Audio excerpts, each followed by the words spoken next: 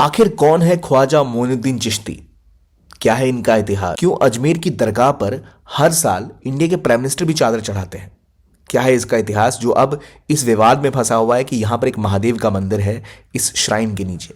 आइए जानते हैं सूफिज्म और मोइनुद्दीन चिश्ती की पूरी कहानी, जिन्होंने ईरान से आके भारत में सूफिज्म को इतना ज़्यादा स्प्रेड किया।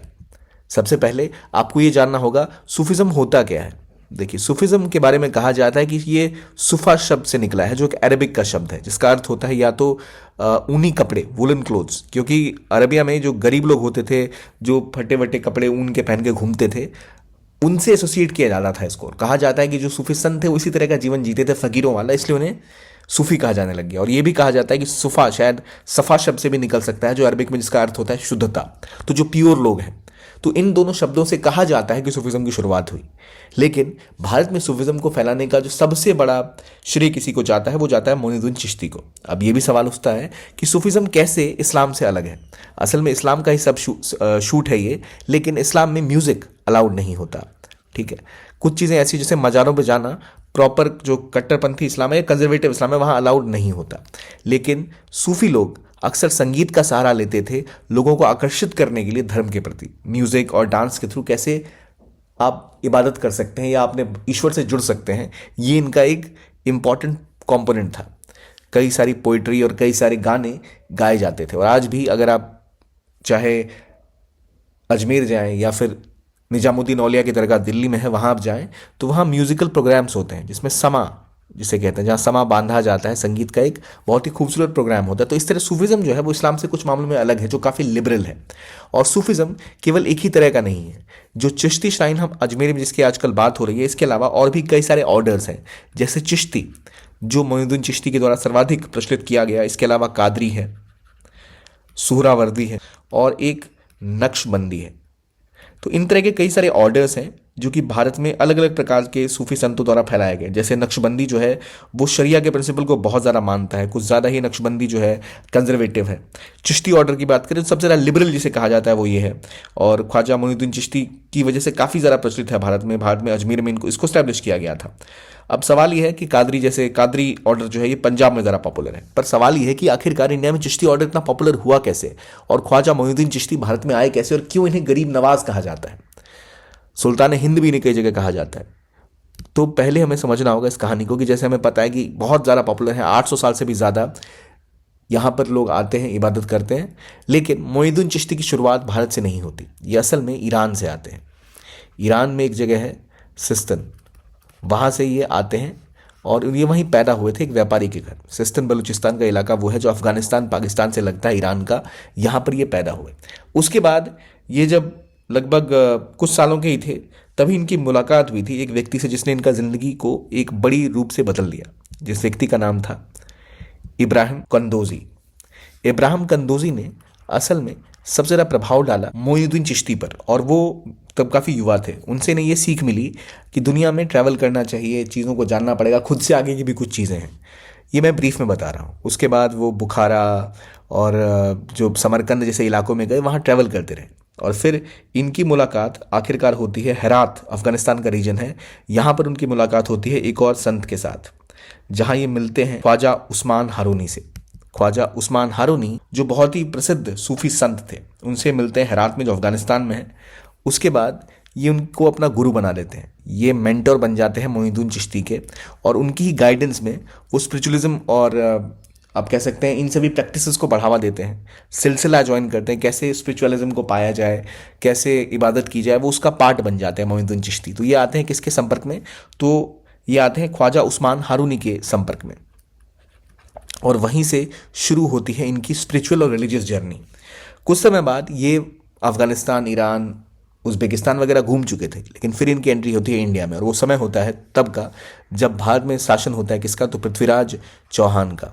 पृथ्वीराज चौहान की राजधानी थी अजमेर। ख्वाजा मोइनुद्दीन चिश्ती जब ये अजमेर पहुंचते हैं तो उसके बाद एक बहुत बड़ी जंग होती मोहम्मद गौरी और पृथ्वीराज चौहान के बाद। दूसरी तराइन की जंग में जब मोहम्मद गौरी पृथ्वीराज चौहान को हरा देता है, तो उसके बाद एक ऐसा मौत का खेल शुरू होता है भारत में। पूरी दिल्ली, अजमेर में कई लोगों को मारा जाता है और इन मर्डर्स में, इन तबाहियों में एक ऐसा पीरियड आता है जब वहाँ के गरीब लोग शरण मांगते जाते हैं, कहीं उन्हें जगह मिल जाए। तब मोइनुद्दीन चिश्ती जो वहाँ पर पहले आ चुके थे, उनकी एक छोटी सी झोपड़ी हुआ करती थी, वहाँ लोगों को पनाह देना शुरू करते हैं। और इसीलिए वहाँ से इस युद्ध के दौरान जिन लोगों को उन्होंने मदद की और गरीबों की मदद की वजह से उन्हें गरीब नवाज भी कहा जाता है। इसके बाद ये भी कहा जाता है कि भारत में इससे पहले जब भी अटैक्स हुए थे, इस्लाम जब भी भारत में आया था तो वो तलवार के दम पे आया था। ज़बरदस्ती लोगों को धर्मांतरण कराने की बातें की गई थी और वो सफल नहीं हो पा रहे थे। सूफिज़्म जब भारत में आया तो इन्होंने उन वर्गों को टारगेट किया, उन वर्गों को आकर्षित किया जिनके साथ भेदभाव होता था, कि क्यों ना वो इस्लाम को ज्वाइन करे, जो एक्सेप्टेंस जिसमें है ज़्यादा। और क्योंकि सूफी संतों जिस तरह से वो इस्लाम को प्रैक्टिस किया करते थे वो काफ़ी वेलकमिंग था, तो इस वजह से काफ़ी लोग उनसे प्रभावित हुए और उनकी जो उनकी दरगाह है अजमेर में, वहाँ से उसके बाद प्रचलित होनी स्टार्ट हुई। काफ़ी लोग यहाँ आने लग गए, चाहे हिंदू हो या मुस्लिम हो, यहाँ पर वो लोग आने लग गए। और कुछ समय बाद इनका जो उपदेश है, जो इनकी बातें हैं, वो काफ़ी प्रचलित होनी शुरू हुई और लगभग हर जगह इनको काफ़ी सम्मान मिलना शुरू हुआ और इसी वजह से ये बहुत ज़्यादा प्रचलित होने शुरू हुए। और अफगानिस्तान में जब ये गए थे तब इन्हें अपना सबसे बड़ा शिष्य मिला था, उसका नाम था कुतुबुद्दीन बख्तियार काकी।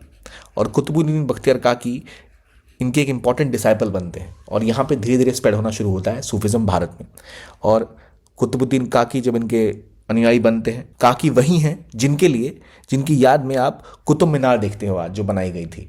तो आप देख रहे हैं वहाँ से चीज़ें स्प्रेड होनी स्टार्ट हुई और संगीत, समा बांधना, ये सब काफ़ी ऐसा एक प्रोविज़न था जो कि लोगों को काफ़ी अट्रैक्ट करता था। लोगों के लिए खाना देना, उनको सपोर्ट करना, ये खास बात होने लग गई थी मोइनुद्दीन चिश्ती की। लेकिन कहा यह जाता था कि मोइनुद्दीन चिश्ती लगातार अपने डिसाइपल्स के थ्रू या उनके कुछ ऐसे शिष्य थे जो इनकी उपदेशों को या इनकी टीचिंग्स को और आगे लेके चले गए और उससे और ज़्यादा लोग प्रभावित होने लग गए सूफिज़्म की तरफ।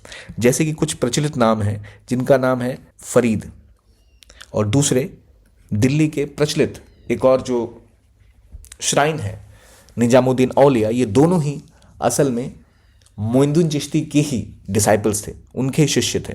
तो इनकी वजह से चाहे बाबा फरीद जिन्होंने पंजाबी कल्चर पे, म्यूज़िक पे बहुत बड़ा प्रभाव डाला, और दूसरे निजामुद्दीन औलिया जो दिल्ली में जिनकी दरगाह है, जो अगेन एक बहुत ज़्यादा प्रचलित दरगाह है। तो इसके बाद ये सूफिज़्म और स्प्रेड होता चला गया। इन लोगों ने काफ़ी चीज़ें भक्ति मूवमेंट से अडॉप्ट करी और इंडिया में जो आर्किटेक्चर है, जो कल्चर है, उसमें एक बड़ा रोल निभाया। चाहे आप संगीत की बात करें, लिटरेचर की बात करें, पोइट्री की बात करें, इवन इस्लाम में जो रिलीजियस प्रैक्टिसेस हैं, कुछ हद तक उस पर प्रभाव ये डाल पाए। और उसमें बड़ा रोल था किसका? तो मोइनुद्दीन चिश्ती का, जिनको गरीब नवाज भी कहा जाता है। मोइनुद्दीन चिश्ती असल में सुन्नी मुस्लिम परिवार से आते थे, जो थोड़ा सा और ज़्यादा कंजर्वेटिव होता है, लेकिन समय के साथ उन्होंने सूफिज़्म को भारत में पूरी तरह फैला दिया और भारत में सबसे ज़्यादा प्रचलित अगर सूफिज़्म है, उसका श्रेय किसी को जाता है तो मोइनुद्दीन चिश्ती को ही जाता है।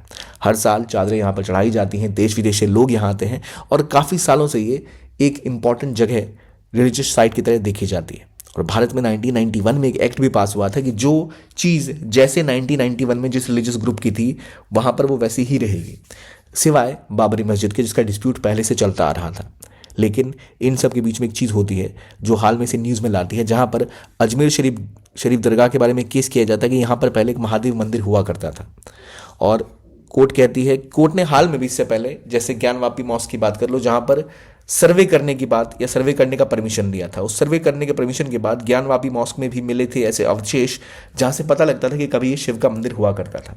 अब जो अजमेर शरीफ दरगाह है ये 800 सालों से भी ज़्यादा समय से स्थित है। अब बात यह है कि इसको स्टैब्लिश किसने किया था? तो इसको स्टैब्लिश किया था सबसे पहले हुमायूं ने इसको स्टैब्लिश किया था स्ट्रांगली, और उसके बाद अकबर और बाकी के रूलर्स ने भी यहाँ पर अपना कंट्रीब्यूशन किया था और वहाँ से ये बड़ा ही साइज़ में बड़ा होता चला गया था।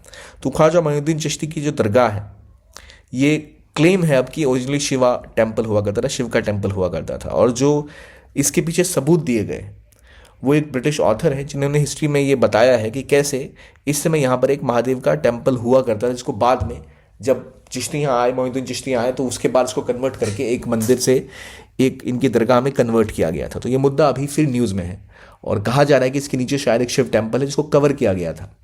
तो अगर ये चीज़ें बढ़ती हैं तो शायद यहाँ भी कुछ बदलाव या कुछ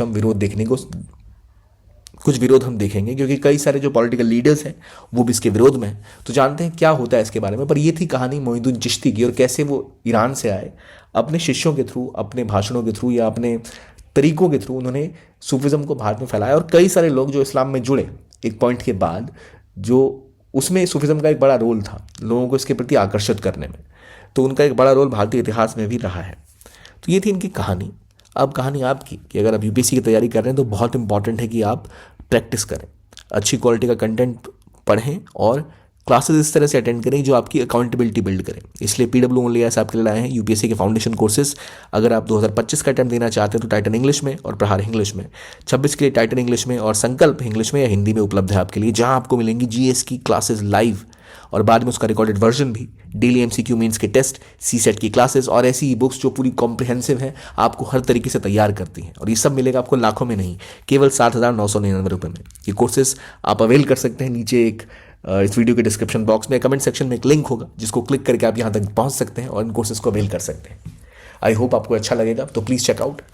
thanks for watching, keep on watching ज्ञान कोश।